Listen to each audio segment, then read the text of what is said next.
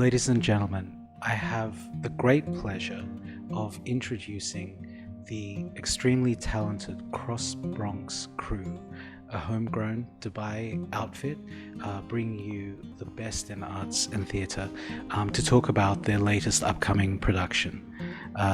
Lydia, tell us what's in store for us. Hi. Well, Macbeth, first of all, is coming. A drum, something wicked this way comes just in time for Halloween.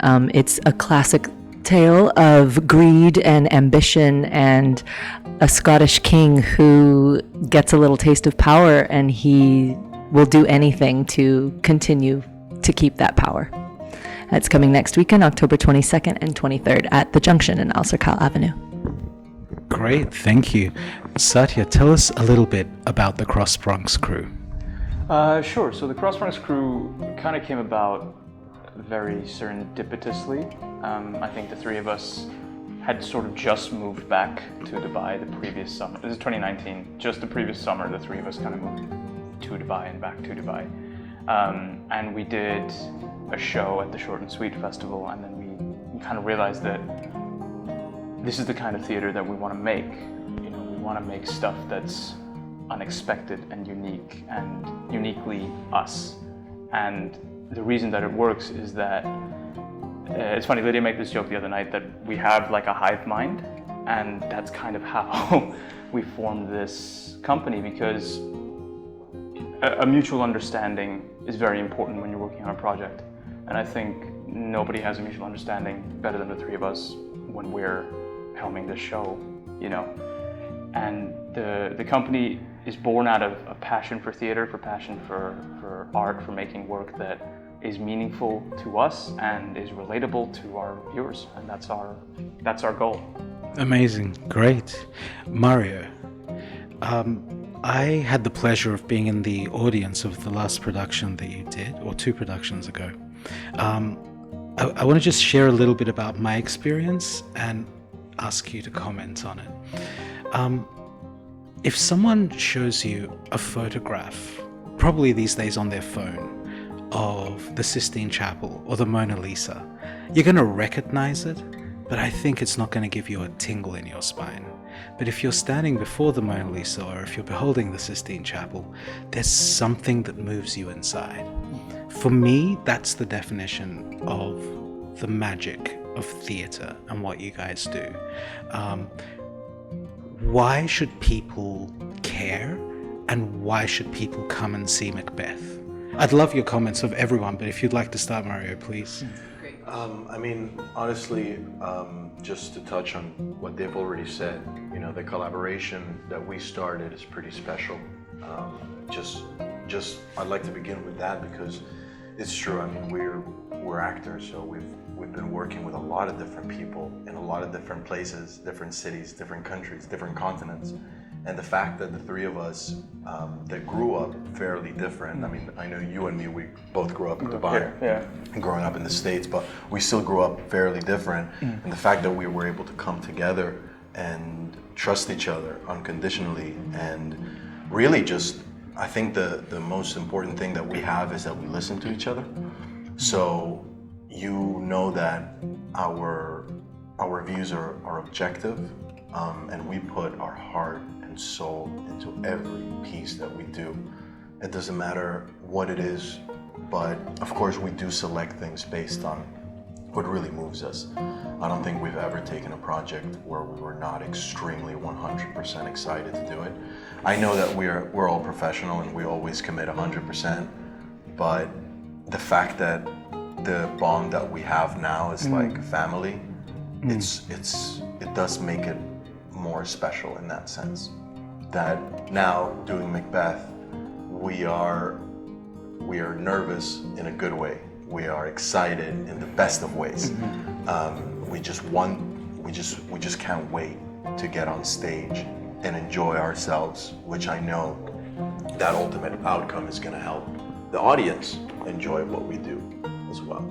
You know, because we really have fun on stage. At the end of the day, it's despite the hard work. We just go out there and we go like, I want you guys sitting there to enjoy every second of this production. And please, Lydia. Oh, no, I was going to say, to piggyback on what Mario's saying, is that it's important, I think, theater in the world. I think that people, it's one of the arts that can often be overlooked and it can often be neglected.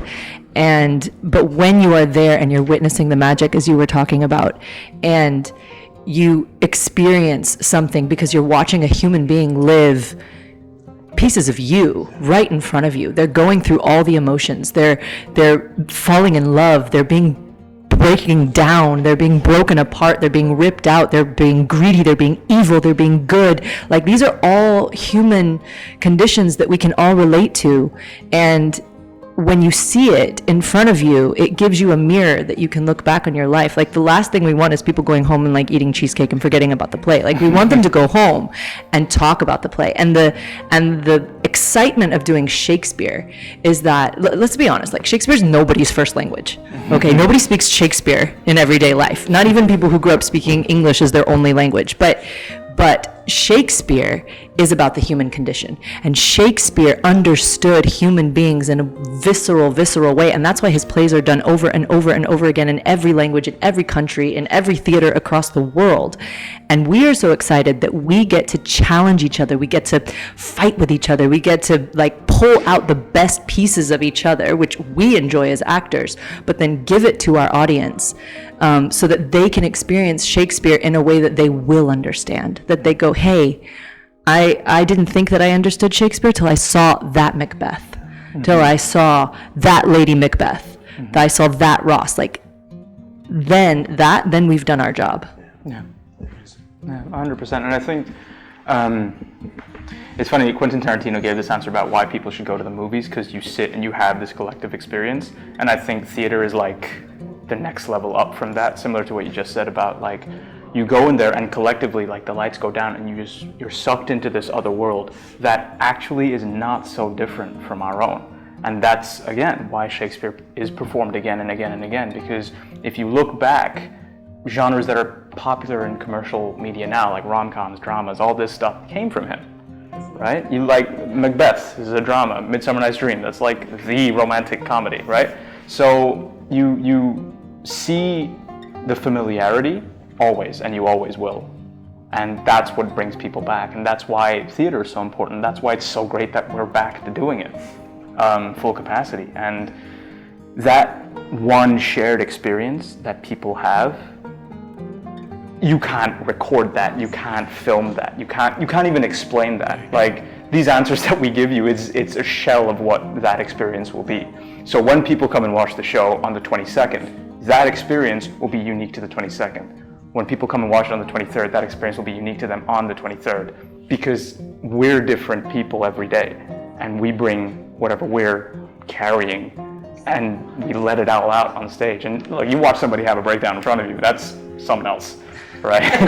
So, you know, yeah, like, I mean, I've been in rehearsals and I'm like, God damn, this is gonna be something. When I was, what you say, you can't express what you experience. When I was at Danny and the Deep Blue Sea that you did, so I had a couple, well, it moves you, it moves you. There's a theorist who describes the effect of art as being akin to lying in a field on your back looking up at the clouds, and as the clouds shift, you feel a visceral shift. You know, there's something about a theater where it is absolutely a conversation between you all. It's also a conversation between you and the audience. 100%. You know, I think you're reacting to what's going on in there, the vibe, the mood. Is it a matinee, is it the evenings? I think these are all factors. Now, when I watched Danny and the Deep Blue Sea, the first thing is I was concerned for Mario's hand. At one point, you smashed this, and I was really concerned about it. I was concerned about Lydia because, like, you feel a connection, and we greeted, and then as I was driving home, I can tell you, I was totally somber. I was quiet. I was contemplative because there were emotions touched in me that I wasn't expecting to experience. Now, just to pick up on the theme that we discussed, I was thinking to myself, here's a key question to address. Why should high school age kids care? Why should the youngsters care? Should they care about the unfamiliar language and coming to theater, which is an extended, contemplative, interactive session?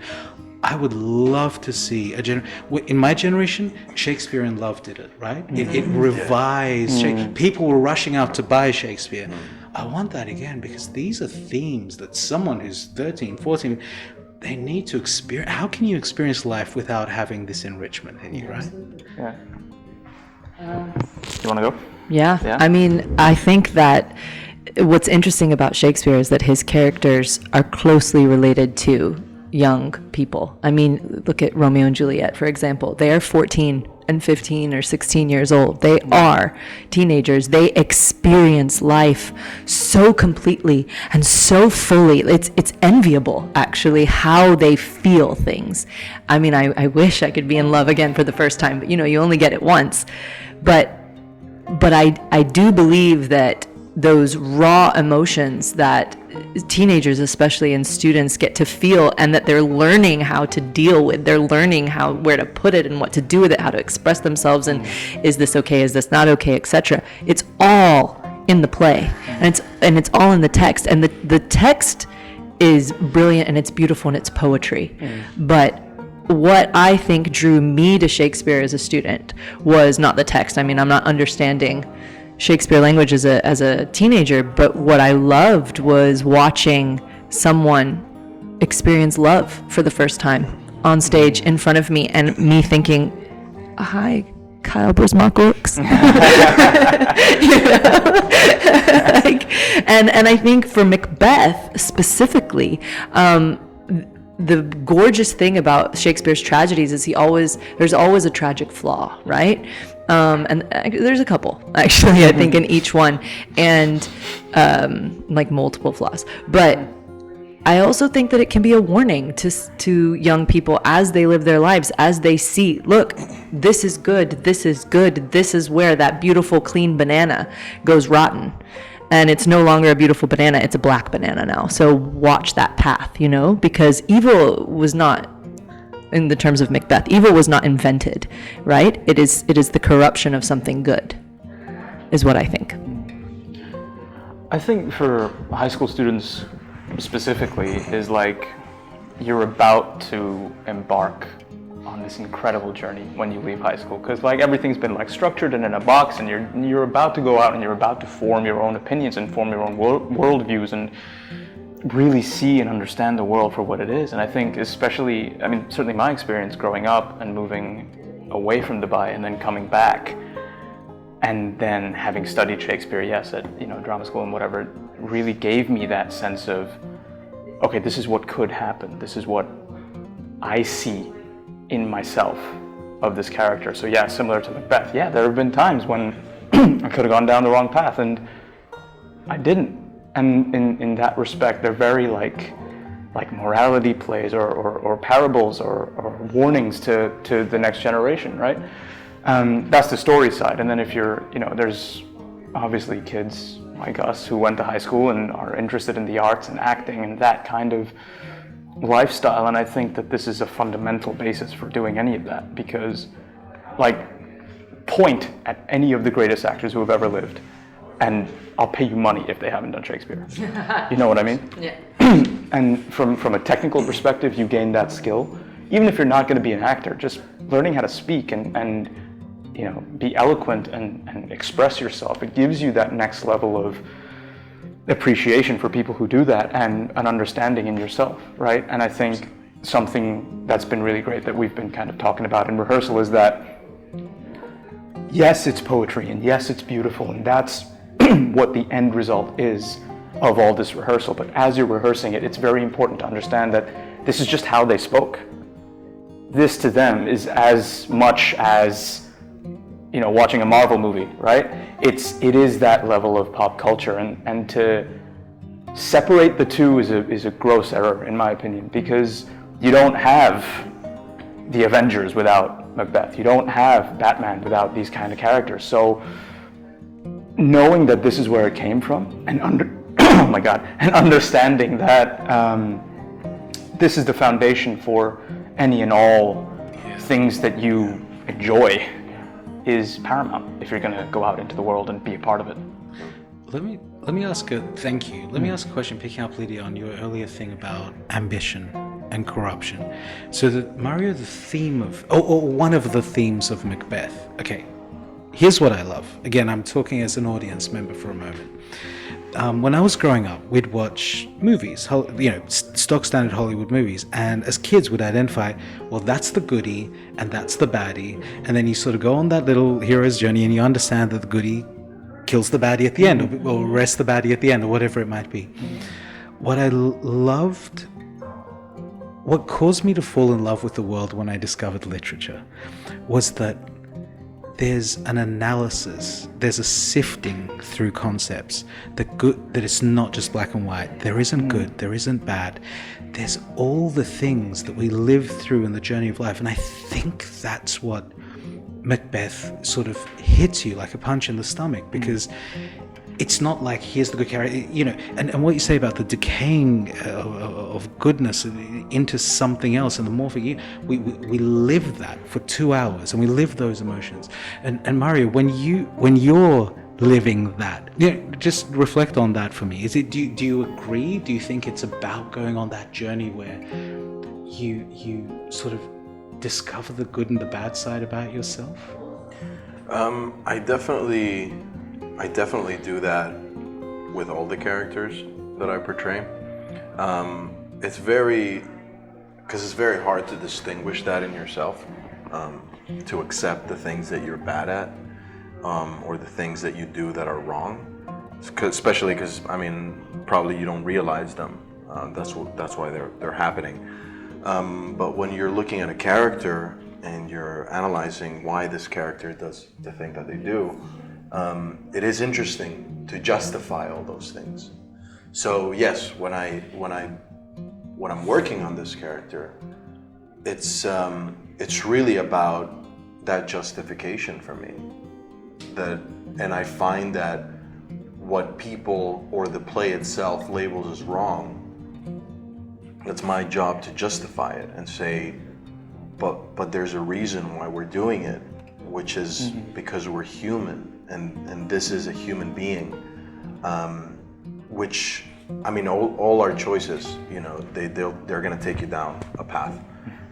So this is why, again, so when we're talking about why kids, like teenagers, should come and watch, it's for those very reasons as well. It's to understand that it's okay to feel certain things, and hopefully this will inspire them, because that's what we look to do. I think that every artist is looking to inspire, whichever way they can. And it doesn't matter, like you said, it doesn't matter if you want to be an actor or not.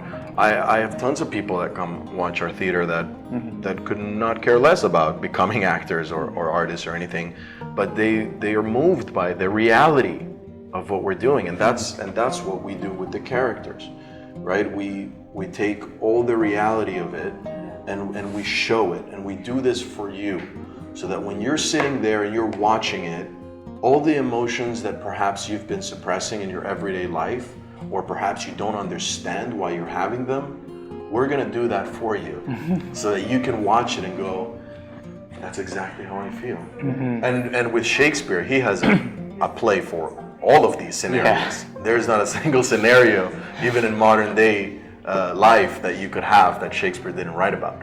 So that's a huge benefit as well. Also the fact that the characters are so different from one another. Despite, even if they have the similar objectives, they're still very different. Their approach is very different. So again, this is stuff that we play with. This is stuff that we like to really, just put it out there, so that people can come, they can see it, and they can be like, oh, that really helped me feel. That really helped me think. And, then they can go on with their lives after that. But this will be there. Yeah. This will be there. Without cheesecake. Well, I think also too, like you were saying, there's something that's attractive about knowing that there's a yin and a yang to everybody, so that when you're a kid and you're 14 and you've got, you're feeling all these feelings, and someone has told you that one of these feelings is wrong, to, instead of judging yourself, go, wait a second, everybody feels all like these different feelings. I'm not alone. And I think what Mario's hinting at is like, as an actor, our job is not to judge our characters, right? The world will tell me that Lady Macbeth is evil and she's horrible and she's the reason that Macbeth fell. But what I see is a woman who is broken and who has lost something very, very, very dear to her, and who has literally one thing left to live for. And when you look at it from that lens, and you see that, and you see, instead of seeing the woman manipulating her husband, you see the mother who lost a child. You can have empathy for the character. Game of Thrones. Like, think about Game of Thrones, one of the greatest books and shows ever, because you didn't really know who the baddie and the goodie were. Everybody had a little bit of good and everybody had a little bit of bad, and that's kind of life. Yeah, Yeah, absolutely. Okay, well, Halloween is upon us. The season is right. The time is right. Satya, when can we see this? Well, you can see it on the 22nd and 23rd of October at 7:30 p.m. There is also a show on the 23rd of October at 2 p.m. You can grab your tickets from Platinum List online, and we look forward to seeing you and enjoy the show. Thank you all very much. Thank you.